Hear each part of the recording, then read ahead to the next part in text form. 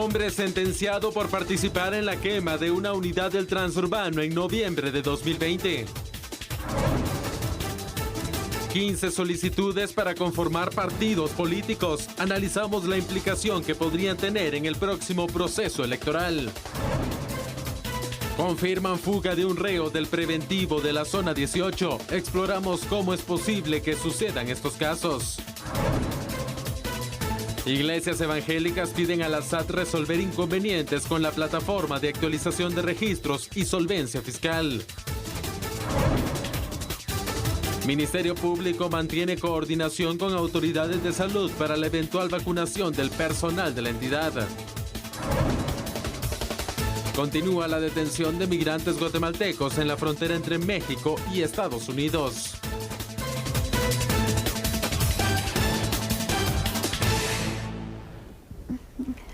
¿Sabe qué placer, qué gusto y qué honor me da estar nuevamente aquí en el set de TN23, en el set de A la Medida, compartiendo obviamente junto a mi compañera Sandy Monroy y con usted allá en casa, en donde está listo para los análisis de esta noche. Sandy, buenas noches, ¿cómo estás? Muy bien, Julio, muy buenas noches. Qué gusto tenerte Gracias. Nuevamente en el estudio. Ya Gracias. el equipo completo para poder analizar entonces esos temas destacados. ¿Listo entonces para poder comenzar? Listo, porque, a ver, te voy a comentar algo que tú ya sabes. Una persona, imagínate tú, sentenciada por unos hechos de noviembre del año pasado, en el cual hubo un incendio a una unidad del Transurbano, hubo una destrucción también a patrimonio, digamos, nacional, patrimonio cultural, y bueno, se da una sentencia condenatoria de 8 años inconmutables. Vamos a ver este contexto. Veamos entonces los datos sobre la sentencia.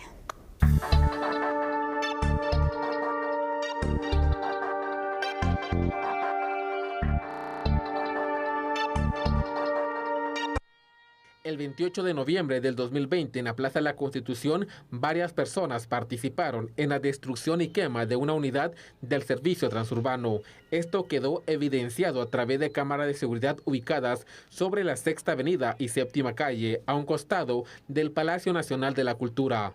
El 29 del mismo mes, la Policía Nacional Civil reportó la captura de Ángel Raúl Reyes Arias como uno de los responsables de los incidentes registrados en el centro histórico.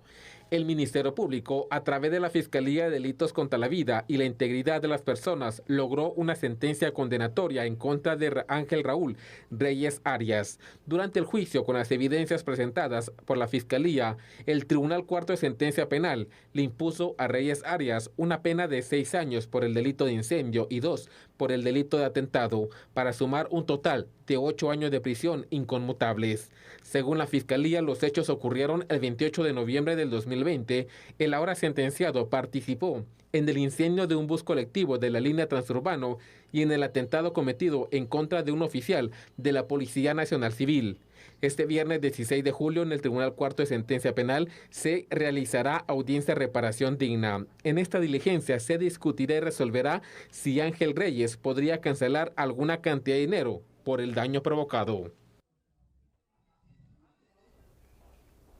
Bueno, y definitivamente, Sandy, lo que estamos viendo en pantalla es algo que precisamente no debe darse. Es decir, estamos todos claros en que hay un derecho de reunión, estamos todos claros en que hay un derecho de manifestación. En lo que no estamos definitivamente de acuerdo, Sandy, es que se dé este tipo de destrucciones. El vandalismo que se puede generar. Exactamente, esto es vandalismo, esto ya raya definitivamente en una situación que se sale de control. Imagínate, Sandy, todo esto que estamos viendo ahorita en pantalla, lo que puede haber causado es inclusive hasta heridos o muertos de los propios manifestantes, simple y sencillamente por no tener el control correspondiente de sus acciones. ¿Qué piensas tú? Exactamente. Mira, la verdad es de que vemos que se marca un precedente en este tipo de situaciones, porque pues tampoco es que veamos muchas sentencias en casos como Así estos, ¿no? Han ocurrido en otras ocasiones, pues algunas complicaciones que se dan en manifestaciones que primero comienzan pacíficamente, pero hay alguien que altera el orden. Correcto. Y bueno, provoca este tipo de riesgos que también hay para los manifestantes, ¿no? Porque aquí no vamos a criminalizar a todos los manifestantes.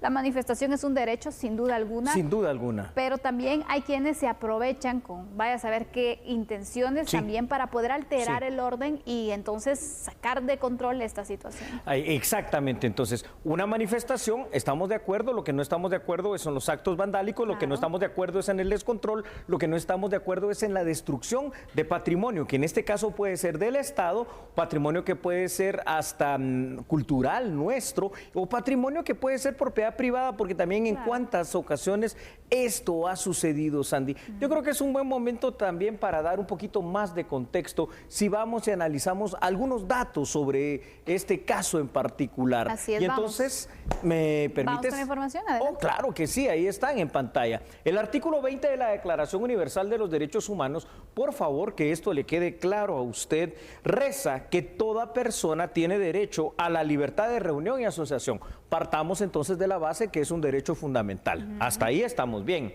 Ahora, no se duda, ni tampoco, Sandy, es tema de discusión en esta noche, que el derecho de asociación y de manifestación es un derecho humano. Sin embargo, como ya se ha dicho en varias ocasiones, el ejercicio de un derecho humano no debe significar, en primer lugar, la violación de otro, ni tampoco, Sandy, debe de significar causar daños a terceros, causar daños a la propiedad pública, causar daños a la propiedad privada. Es decir, aquí es cuando se salen de control las cosas y es donde no estamos de acuerdo. Hoy creo que aunque esto no es común, sí es una sentencia bastante ejemplar. Y ojalá empecemos a entender eso, ¿no? Exactamente. Mira, Julio, aparte de esto, cuando analizamos bien el caso, número uno, la manifestación inició, hubo un par de personas entonces que empezaron a armar este descontrol ya con hechos vandálicos. Siempre hay alguien, ¿no? Exactamente, incendiaron esta unidad del transporte público, pero aparte de ello, esta persona fue la detenida, acusado entonces de ser el principal autor de esta situación.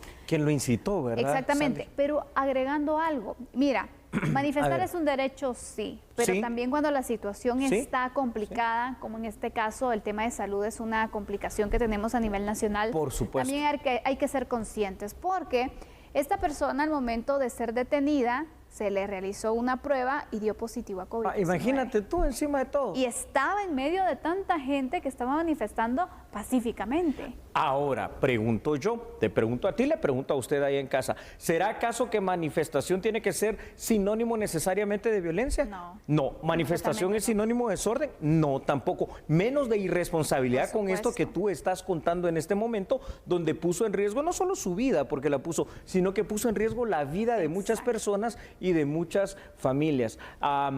Quiero también expresar algo, Sandy, en este caso. Pregunta, ¿será el único responsable? No.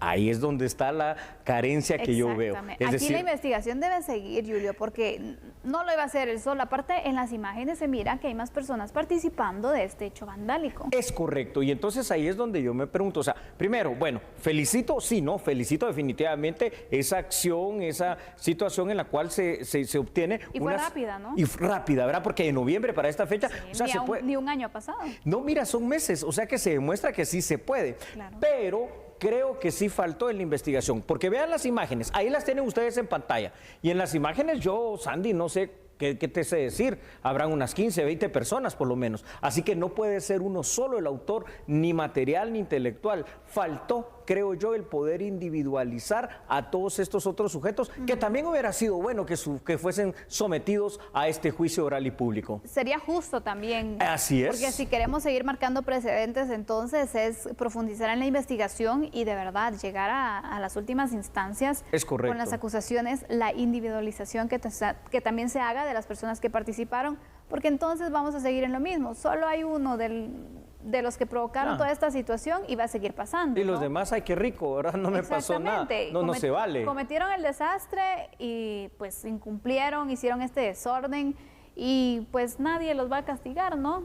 Qué mal. Qué inteligentes, ¿no? Al final de cuentas, qué rico. Ellos dirán, bueno, nos salvamos, aquel tiene 8 años de prisión, ahora ¿quién responde por él? Los otros podrán participar en otra manifestación, volver a cometer actos y hechos vandálicos. ¿Qué puede pasar? Porque puede suceder. ¿Qué te parece si en este momento vamos nuevamente a otro poco de contexto con el caso y con datos que tiene nuestra producción de A la Medida? Magnífico, ahí están en pantalla. ¿Sabes, Andy, que lo expresado en nuestra legislación se ve hoy reflejado precisamente en una sentencia condenatoria de 8 años que es inconmutable, que castiga el delito en primer lugar de atentado y con 6 años de privación de libertad, y el delito de incendio provocado al patrimonio con 2 años. Ahora, las manifestaciones, tenemos que ser bien claros, deben ir cambiando en Guatemala, Sandy. Número 1, deben ser enérgicas, y uno no dice que no, es decir, enérgicas me refiero a que deben de decir qué es lo que quieren,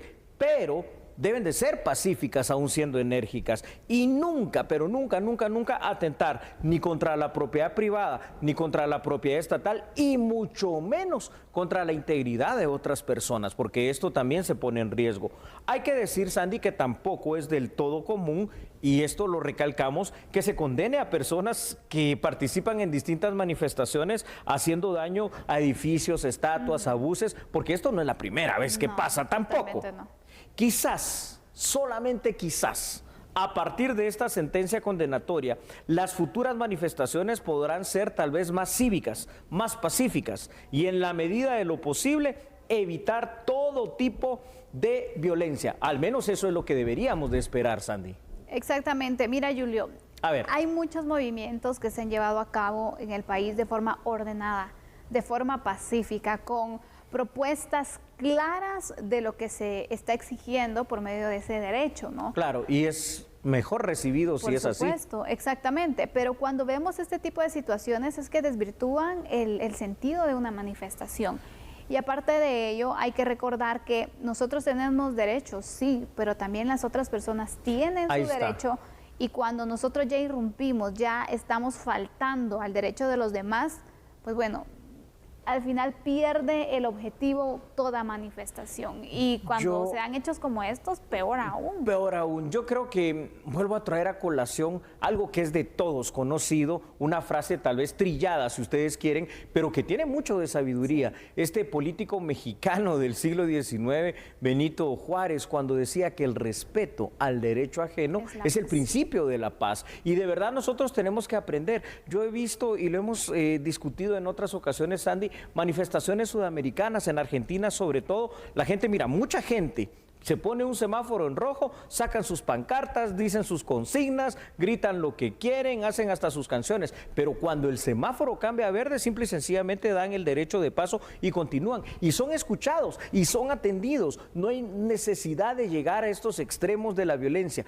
pero claro, aquí en Guatemala, Sandy, ¿sabes cuál es el problema? Que estamos acostumbrados a una cultura de violencia, y como no se actuaba en contra de esto, y como no habían condenas, no habían castigos, entonces cada quien hacía lo que quería. Sí, porque destrozos se llevan a cabo. Mira, cuando hay manifestaciones en zona 1, por ejemplo, ¿cuántas veces no han realizado pintas en estatuas, en edificios? Y no pasa nada, ¿no? Ahí se queda. Ojalá que ahora también se le dé seguimiento a este tipo de actos, que son personas que en muchas ocasiones son ajenas al movimiento. Exacto, nada que ver. Y mira, lamentablemente, si le pregunto a un ciudadano, ¿usted se recuerda por qué estaban manifestando? No lo saben. Solo se recuerda de que quemaron el bus, de la situación que sucedió, pero realmente el objetivo se perdió al cometer este hecho. No, y te digo más, muchas veces cuando se indaga en las personas de las grandes manifestaciones, aquellos bloqueos, tal vez aunque no hayan destrozos, y tú les preguntas específicamente qué es lo que están protestando, no sé, a mí me trajeron, aquí están, me están dando mi almuerzo, mi refacción, 50 quetzales. Entonces también hay que contar otra cuestión. En las manifestaciones guatemaltecas muchas veces se da el aprovechamiento de grupos de poder, de grupos de interés que definitivamente viven del conflicto social, del conflicto guatemalteco, porque es donde reciben precisamente el apoyo, la ayuda, el financiamiento extranjero por la violencia, por la situación de inestabilidad, y esto no se vale, porque se vale la protesta, se vale la asociación, se vale la manifestación, jamás el desorden, jamás la destrucción y mucho menos la violencia. Definitivamente no. Se marca entonces este precedente con una sentencia ¿Cómo ves también la condena, Julio?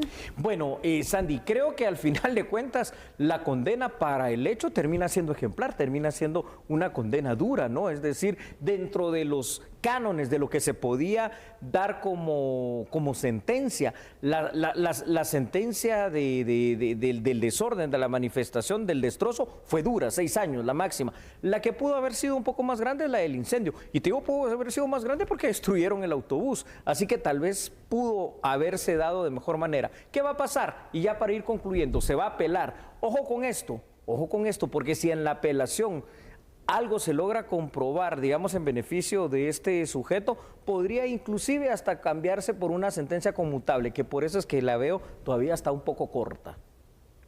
Pero esto es lo que ha decidido el juez. Entonces, ¿cabe también algún recurso para poder pues manifestarse en contra de la sentencia? Sí, el MP lo puede hacer. En caso de que... Y el defendido, bueno, el acusado en este caso también es su derecho.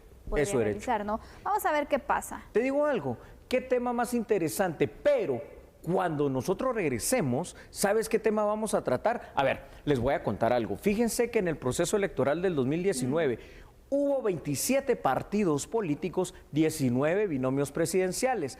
Ahora hay que contar que hay 15 solicitudes más para conformar partidos políticos en Guatemala. Por Dios, ¿qué es esto? Lo analizamos al regresar. Usted siga con nosotros. Venga para acá. Usted tenía algunos días de no escuchar esto. ¿Sabe qué somos nosotros a esta hora en TN23? Por supuesto, somos a la medida.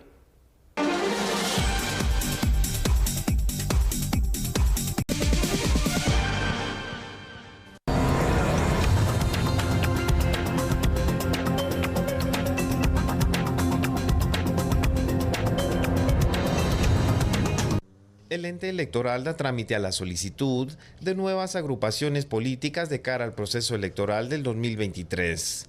El vocero de esa institución confirmó que son de 10 a 15 solicitudes las que conoce el registro de ciudadanos. Grupos buscan convertirse en partido político ya de cara al proceso electoral del 2023.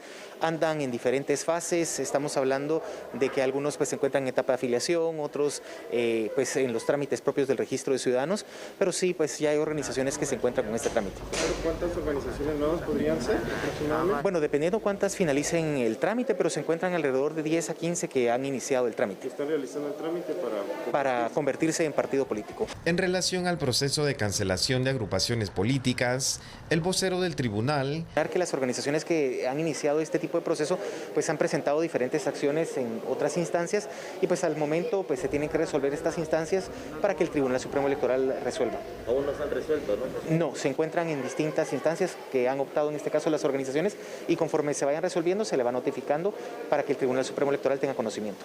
Comentó que los trámites están en desarrollo en las instancias correspondientes. En lo que va del año, el Tribunal Supremo Electoral ha cancelado 2 agrupaciones políticas.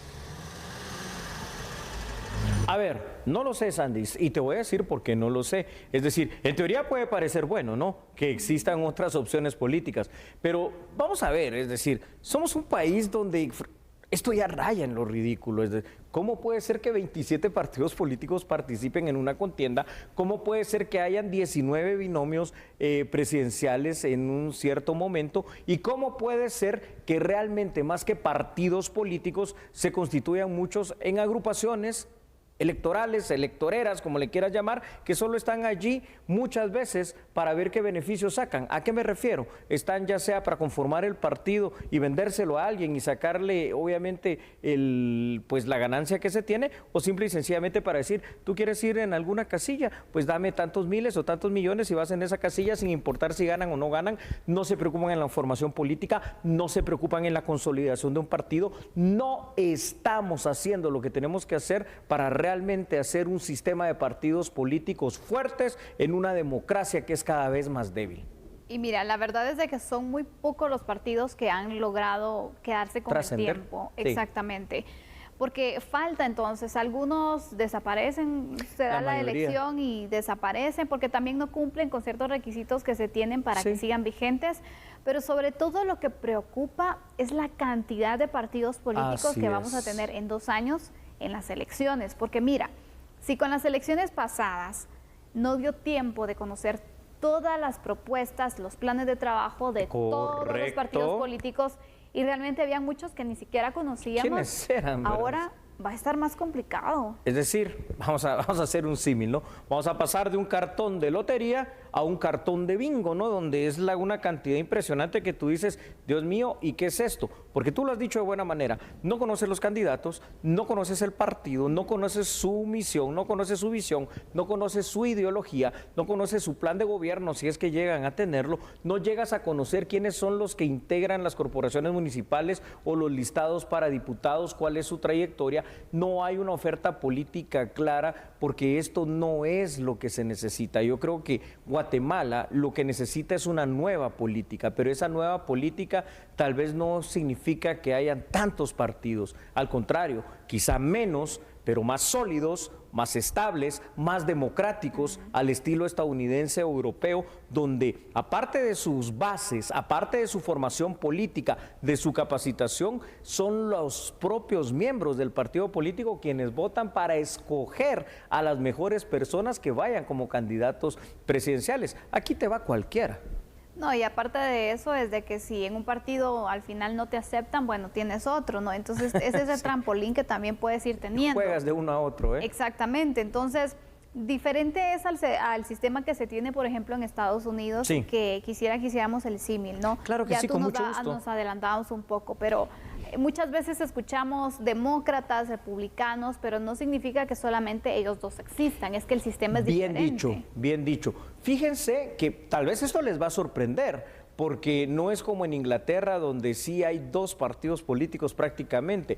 En Estados Unidos, aunque parece un sistema bipartidista, demócratas y republicanos, tú lo dices muy bien, hay más partidos. Lo que pasa es de que los demócratas y republicanos durante la última etapa del siglo XIX y durante todo el siglo XX y todavía el siglo XXI en el cual estamos, se han alternado el poder, han logrado ser instituciones políticas sólidas que han de alguna manera pues dado un cariz de fortaleza a políticas de Estado en primer lugar y no políticas partidistas, a políticas que son obviamente de interés nacional para Estados Unidos y donde las instituciones de estos dos partidos políticos son muy fuertes. No cualquiera llega a ser candidato, tienes que pasar por toda una carrera, muchas veces pasas por la Cámara Baja, vas a la Cámara Alta que es el Senado, haces tu carrera política allí y luego te postulas con otras 6 u 8 personas y escogen al mejor de esas personas. Y entonces tienes dos grandes candidatos presidenciales para escoger entre ellos.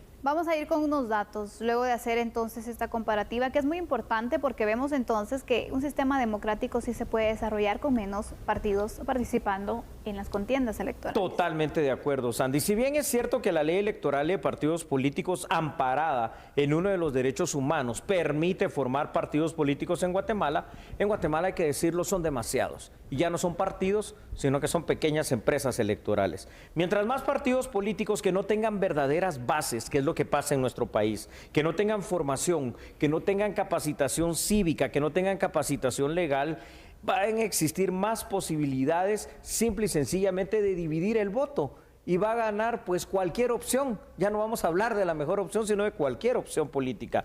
Una característica de la política nacional es que los partidos, entre comillas, políticos, Sandy, siguen siendo o caudillistas, ¿verdad?, construidos alrededor de la figura de una persona, o empresas electorales familiares donde está el esposo, la esposa, los hijos, los tíos, los primos, todas las personas. Los partidos políticos, al final de cuentas, en nuestro país deben ser instituciones de derecho público con ánimo de permanencia, lo suficientemente sólidos para poder permanecer en el tiempo y ofrecer una buena política electoral, ahí sí que para el elector, ¿no?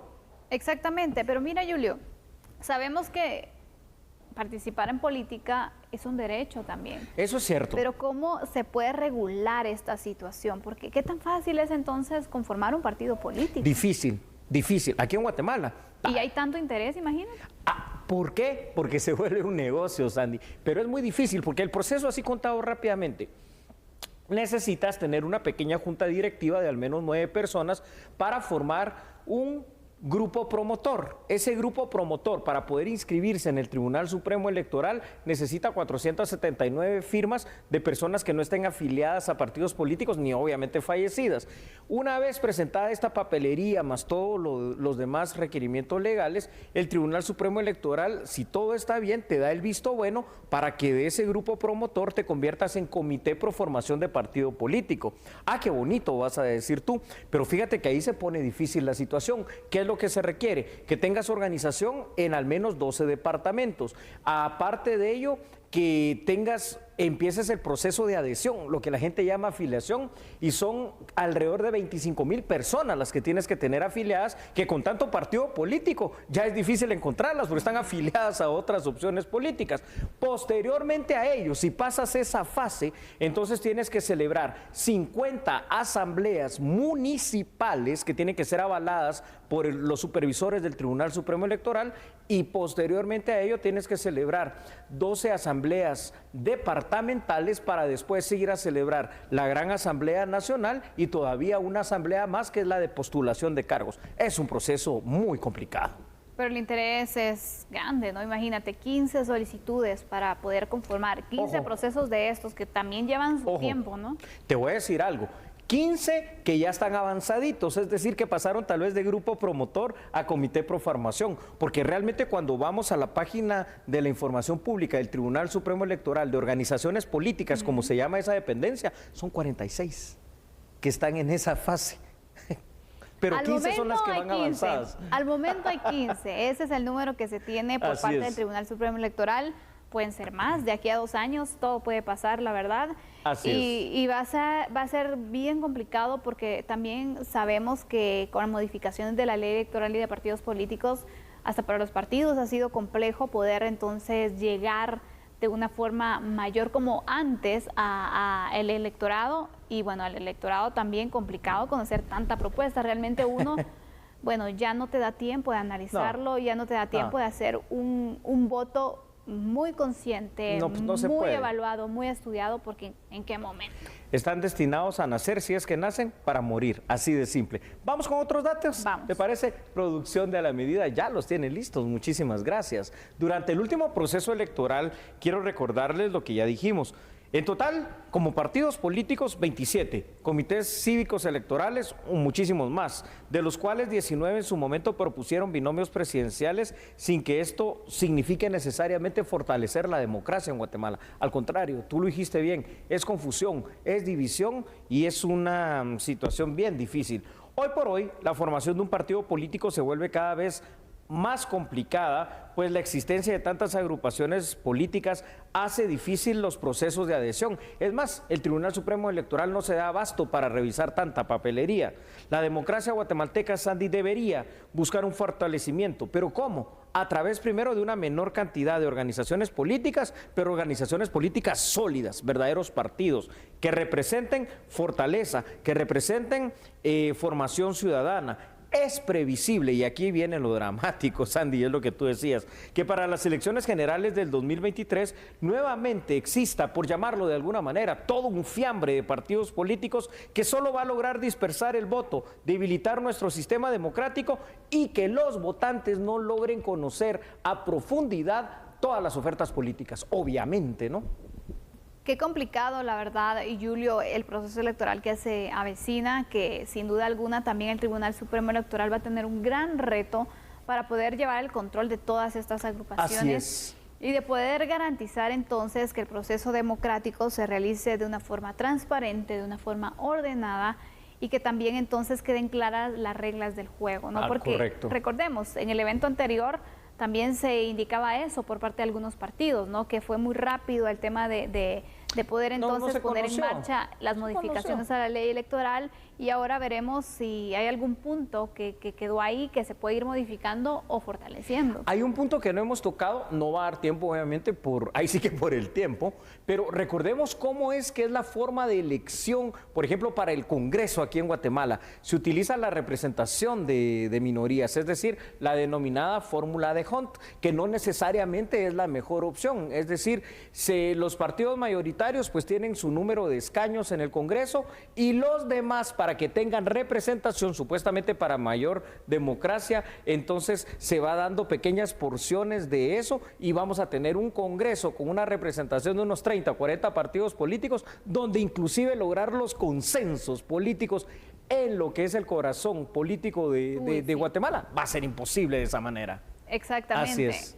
¿Quién va a gobernar así? Este es el panorama político que se prevé o que se está ya viendo para las próximas elecciones. Correcto. 15 solicitudes, recordemos, pueden ser más solicitudes de conformación de partidos políticos, nuevas propuestas que vamos a tener. Ojalá que hayan buenas opciones, al menos. Y bueno, los guatemaltecos también debemos irnos empapando ya para ir conociéndolos en el momento en que sean oficializados, para que pues podamos analizar bien ese voto. Muy bien, Sandy, muy buena conclusión. ¿Puedo hacerte una pregunta antes de regresar para el otro tema de análisis?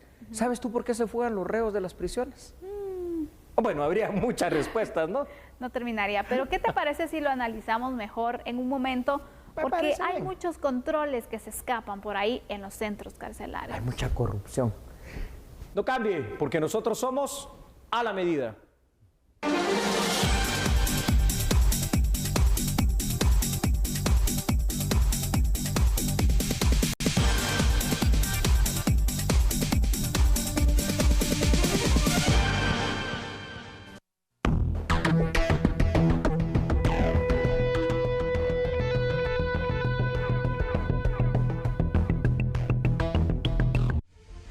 Jairo Giovanni Ramos se escapó de prisión. Está acusado del asesinato del investigador del Ministerio Público, Danny Winston Rojas, crimen que se registró el 21 de julio del 2018.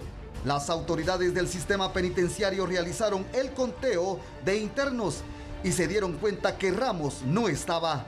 Sin embargo, según investigaciones, el recluso se había fugado desde el pasado 12 de julio, cuando asistió a una audiencia en el juzgado que conoce su proceso penal. Las cámaras de seguridad del preventivo de la zona 18 revelan que solo los custodios bajaron de la camioneta sin Jairo Giovanni Ramos.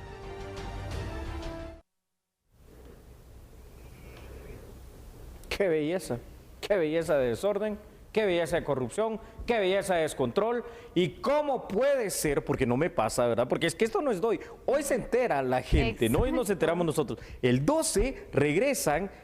¿Quién controla ahora? ¿Quién controla en el sistema penitenciario que si llevas a alguien a audiencia, firme, selle y quede registrado de que ya regresó?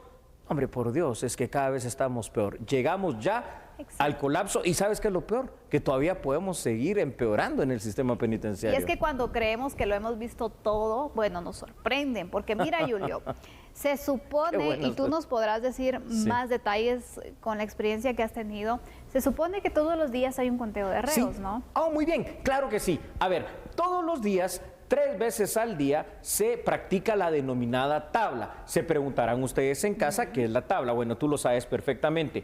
Llega el alcaide junto al llavero y junto a otro guardia penitenciario, sector por sector, y si dice que en el sector hay 500 privados de libertad, por nombre debe de corroborar que estén. Pero esto en la práctica no es del todo así. Por ejemplo, en los sectores de mareros no lo van a hacer, se los comen si entran, entonces confían, entre comillas, en que ahí están, y solo lo hacen en los pequeños sectores donde sí pueden tener el control, es decir, el descontrol es total, ya desde la tabla se empieza mal. Y en este sector donde se encontraba él, en el preventivo de la zona 18, ¿cómo es la situación? ¿Ahí sí hay un conteo o también pues confían en que se van a portar bien? Claro que sí, hay, en teoría, hay un conteo, ¿correcto? Vaya, ¿qué pasa? Del 12 para el 15 pasaron prácticamente 3 días. ¿Qué pasó con la tabla si regresó? Supongamos que regresó por la tarde. ¿Qué pasó con la tabla del 12, el conteo de la noche del 12?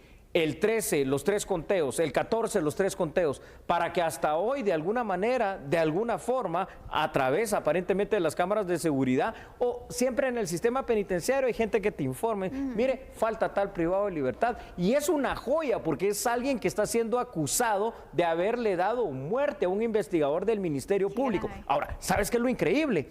que los custodios, según las cámaras de seguridad, regresan, ¿no? En la UTR, en la unidad de traslado de reos, se bajan ellos solos, calladita la boca, no reportan nada, nadie dice nada, nadie se da cuenta. La pregunta es, ¿cuánto les pagaron? Porque aquí no hay otra opción. Por supuesto, ¿y dónde está ya la investigación en contra de estas personas? Porque, Julio, no es la primera vez que se fuga un reo de las cárceles, de las distintas cárceles, y yo no he visto de verdad que se siga un procedimiento, una investigación así profunda para poder deducir responsabilidades. Correcto. Es que se quedó con que se escapó, lo van a buscar, se recaptura en ocasiones, a veces no. En ocasiones. Y esa es la noticia, pero tampoco está el tema de la deducción de responsabilidades penalmente, porque también, si tú no sancionas este tipo de situaciones, van a seguir sucediendo. Porque mira, si en el lugar o en el sector donde se encontraba esta persona no se podía hacer el conteo, no se podía tener control, en el control que se tiene o debería de tenerse para el traslado de reos, para audiencias, para distintas diligencias, ahí sí se tendría que realizar. ¿Y cómo es posible que nadie se dio cuenta? Ni los custodios dieron parte, ni el encargado tampoco, ni el alcaide, absolutamente nadie. El director o el subdirector de centro, el subdirector operativo y hasta la dirección general del sistema penitenciario. ¡Qué terrible! Vamos con unos datos, porque ya no sabemos a veces ni qué decir en este desorden. Está más que sabido, Sandy, que una de las instituciones más débiles, porosas, y hay que decirlo como es, más corruptas del Estado de Guatemala, se llama sistema penitenciario. Uno de sus graves y grandes problemas es la corrupción, mediante la cual puede suceder, hoy nos damos cuenta, casi que cualquier cosa, hasta desaparecer por arte de magia, desde el ingreso de ilícitos hasta la fuga o, como estamos viendo en este caso, la evasión de privados de libertad. También existe, Sandy, un absoluto descontrol en la visita y en la denominada tabla, que ya lo hemos explicado, es el conteo general que se practica de mala manera, sin el cuidado del caso y de forma manual, de esa forma tan arcaica, 3 veces al día por gusto, porque no sirve para nada. Aparte de ello, como en esta ocasión, las salidas hacia tribunales o hacia los hospitales son siempre un riesgo de evasión por parte de los privados de libertad. No solo porque se te puedan escapar como custodios allí en ese proceso, sino porque ahora estamos viendo, y ahora estamos viendo de verdad, que no hay control para el regreso, que no están firmando nada, que no, o sea, aquí es tierra de nadie el sistema penitenciario hoy por hoy. Aquí la pregunta es, ¿quién manda en las cárceles? En los privados de libertad, cada vez más ahí está claro. La evidencia, porque imagínate, bueno, me voy, ahí nos vemos. Ahí regreso, o no regreso. Y aparte es difícil, Julio, porque todo privado de libertad que se escapa es complicado. Porque, claro, todo el esfuerzo que se hizo para capturarlo, ¿no? Exactamente, pero cuando son casos como estos, por la situación, ¿no? Que está acusado por la muerte de un fiscal. Grave. Un asesinato. Imagínate, eso es grave, porque recordemos también, quienes aportaron en la investigación deben estar con miedo en este momento. Totalmente. ¿Cuál es la seguridad que también se le da a estas personas? Quienes interpusieron la denuncia. Por supuesto, entonces también, si tuvo el poder, el dinero, para poder escaparse, ¿qué más puede hacer? Y antes de los datos, una pregunta. ¿Tú crees que acaso sería, si de verdad es el asesino, al único que mató? Si es un asesino y si es realmente un delincuente así nato, saber a cuántos habrá matado más y a cuántos podrá matar ahora estando libre. Terrible. Vamos con más datos. Vamos. Bueno, pues los datos nos dicen lo siguiente, Sandy, es increíble, realmente es increíble, ¿no? Que en pleno siglo XXI los controles de conteo diario sean peor que tener un ábaco en la época de los griegos, se lleven de una manera manual, entre comillas, y no de forma electrónica, y ni siquiera de forma exacta, pues, porque está bien, te acepto que sea manual, pero que sea correcto. Lo mismo aplica para la salida de los reos hacia las audiencias. No existe, es evidente, al menos ahora, porque antes sí existía un control electrónico o específicamente un control de sistema AFIS, huella digital, huella del iris del ojo para evitar sorpresas o sustituciones. La misma visita y las encomiendas son absolutamente permeables, permiten a través del pago de dádivas, que se llama corrupción también, a empleados administrativos y de seguridad, el ingreso de cualquier tipo de ilícitos. Por donde se vea, hoy por hoy, Sandy, el sistema penitenciario necesita nueva y mejor infraestructura, necesita tecnología de punta, necesita personal altamente capacitado, altamente motivado, bien remunerado, pero por sobre todo necesita la reforma penitenciaria, porque del sistema penitenciario están saliendo muchos de los crímenes que se dan día con día en las calles y no hacemos nada. Eso es lo más complicado, no se hace nada, Así porque es. mira, año con año sucede cada cosa en los centros carcelarios. En esta semana también se realizaron requisas donde se encontraron cantidad te puedes sorprender más. Exactamente. Vi el análisis, terrible. Difícil, la verdad, la situación, un descontrol total que se vive. Y la pregunta es, ¿cuándo se va a iniciar con la reforma al sistema penitenciario, con mejorar las condiciones y también reforzar la seguridad y el control? Porque si no, imagínate, cada vez más los reos se están apoderando del sistema penitenciario. Finalizo con esto porque lo que has dicho es muy correcto y en el análisis que ustedes hacían de la requisa también concluían algo similar. Hasta que controlemos el sistema penitenciario y entendamos que es inversión en seguridad, el control de los privados de libertad con cárceles de máxima seguridad, vamos a empezar a tener seguridad. De lo contrario, ellos son los que están delinquiendo, los que están dando órdenes y los que tienen de rodillas literalmente a la población guatemalteca. Bueno, concluimos entonces con esta información. El análisis preocupante de la situación, ojalá que se logre la recaptura y que se puedan establecer también mayores controles. No puede estar pasando esto y aparte de ello, las investigaciones a las personas que también estuvieron involucradas, esperamos verlas porque esto no se puede quedar impune. Es correcto, muy buena conclusión. ¿Le gusta la información? Claro, sí hay información muy importante, pero por favor será en unos instantes cuando regresemos porque nosotros somos a la medida.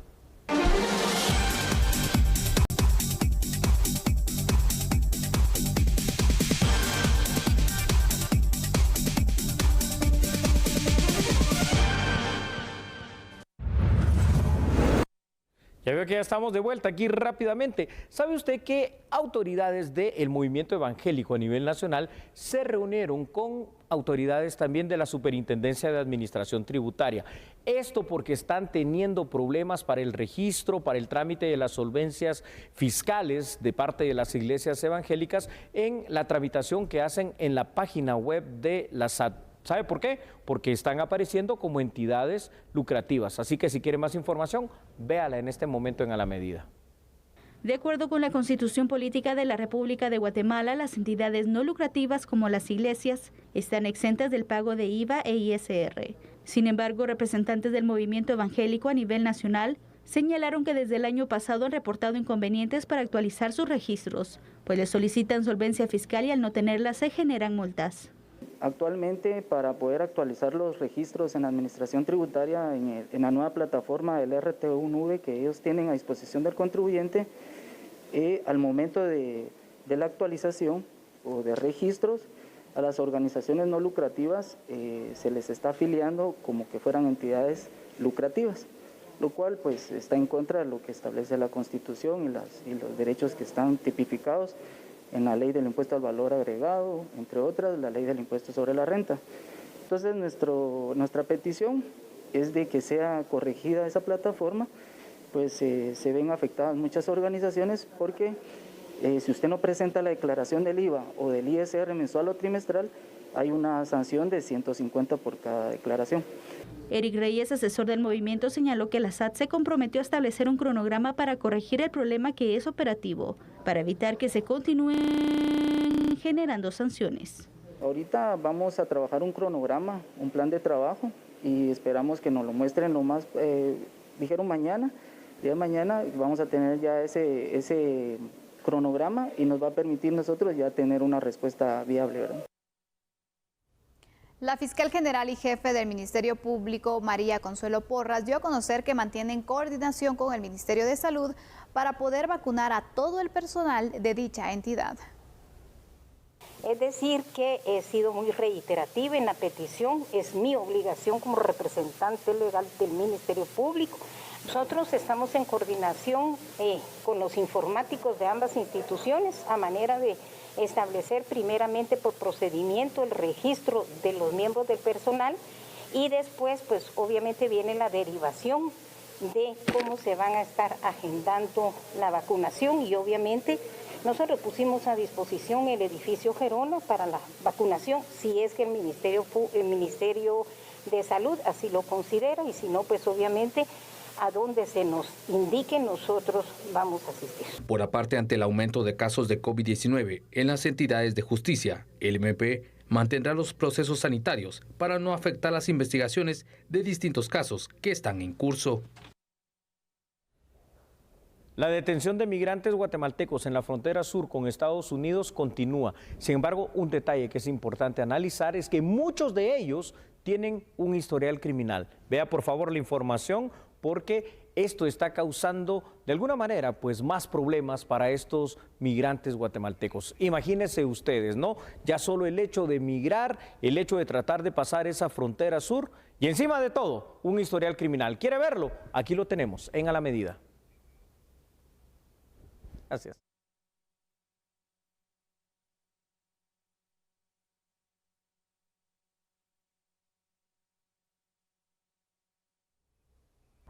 Bueno, hemos llegado al final de esta emisión. Muchas gracias por siempre preferirnos e informarse con nosotros, acompañarnos en el análisis. Es un gusto tenerte nuevamente, Julio. Sandy, un alto honor estar acá, dándole gracias a Dios, dándole gracias también a los directivos, a los productores de este canal por esa situación humana, dándole gracias a todo el equipo de A la Medida y por supuesto, dándole gracias también a usted porque aquí estamos. También, Sandy, muchísimas gracias. Sacaste el programa con el licenciado Rivera Clavería de una manera espectacular. Pero ahora somos los que somos y estamos los que estamos porque somos A la Medida. A la Medida. Feliz noche, descanse, hasta mañana. Chao.